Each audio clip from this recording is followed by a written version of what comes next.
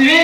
ಇಲ್ಲದೆ ಇದ್ರೆ ಬೆಂಗಳೂರು ನಗರವನ್ನು ದಿಗ್ಬಂಧನ ಮಾಡ್ತೀವಿ. ಇಡೀ ಕರ್ನಾಟಕ ರಾಜ್ಯಾದ್ಯಂತ ಅಲ್ಲೋಲಕಲ್ಲ ಮಾಡಲಿಕ್ಕೆ ಮಾಲಿಗೆ ಸಿದ್ಧರಾಗಿದ್ದೇವೆ ಅಂತ ಹೇಳ್ತಾ ಈ ಸಂದರ್ಭದಲ್ಲಿ ನಾವೆಲ್ಲರೂ ಕೂಡ ಒಟ್ಟಿಗೆ ಇದ್ದೀವಿ.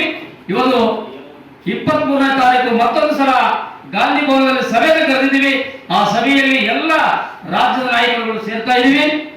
ಅದು ಮಾನ್ಯ ಮಾನಸಂದ್ರ ಮುನಿಯಪ್ಪಣ್ಣ ಹಿರಿಯರು, ಅವರು ಆಲ್ ಇಂಡಿಯಾ ಬಹುಜನ ಸಮಾಜ ಪಾರ್ಟಿಯ ಅಧ್ಯಕ್ಷರು, ಅವರ ನಾಯಕತ್ವದಲ್ಲಿ ನಾವೆಲ್ಲರೂ ಒಟ್ಟಿಗೆ ಆಗಿದ್ದೀವಿ. ನಾವೆಲ್ಲರೂ ಕೂಡ ಯಾವುದೇ ಭಿನ್ನಾಭಿಪ್ರಾಯ ಇಲ್ಲ. 32 ಸಂಘಟನೆಗಳ ಒಗ್ಗಟ್ಟಿನ ಪ್ರದರ್ಶನ ಮೂಲಕ ಈಗಾಗಲೇ ಸರ್ಕಾರಕ್ಕೆ ಎಚ್ಚರಿಕೆ ಕೊಟ್ಟಿದ್ದೀವಿ. ಅದೇ ರೀತಿ ನೋಡ್ಕೊಳ್ಬೇಕು. ಒಂದು ವೇಳೆ ಸರ್ಕಾರ ವಿಳಂಬ ಧೋರಣೆ ಅನುಸರಿಸಿದ್ರೆ ಮುಂದೆ ಆಗುವ ಅನ್ನುವಂಥ ಕಾರಣ ಬರುವಂತ 28 ಚುನಾವಣೆಯಲ್ಲಿ ಮಾದಿಗರು ತಕ್ಕ ಪಾಠ ಕಲಿಸಬೇಕಾಗ್ತದೆ ಅಂತೇಳಿ ಈ ಸಂದರ್ಭದಲ್ಲಿ ನನ್ನ 2 ಮಾತನ್ನು ಮುಗಿಸ್ತೇನೆ.